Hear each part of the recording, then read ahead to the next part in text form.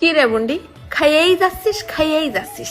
আমরা যে দুই বলো তোর দিকে চাইয়ে পড়ে রইছি, তা ওই একটা দিয়ে খাবি যখন, আমাদের আর ভর্তা করার দরকার কি ছিল? তা মিথ্যে কথা কব না, আসলেই সত্যি আমার ভুল হয়ে গেছে। এরাম করে শুটকি ভর্তা করলে আশেপাশের ভর্তাগুলোর আর দাম দিতে ইচ্ছা করে না।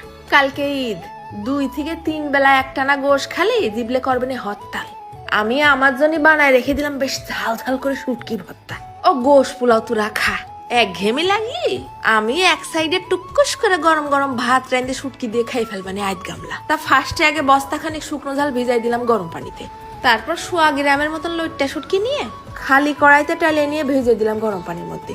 এরপর আগে মশলাটা বাইটে নিই, শুকনো ঝালটা নিয়ে নিলাম আর নিছি বেশ খানিকটা পেঁয়াজ কুচি, তারপর দিলাম আবার বড় সাইজের একটা আস্ত রসুনের কুয়া আর বেশ ধনেপাতা 4-5টা ডাল, একটুখানি পানি দিয়ে একদম নিপিস করে বাইটে নিছি। ওদিকে শুটকিটাও কিন্তু গরম পানির মধ্যে নরম হয়ে গেছে।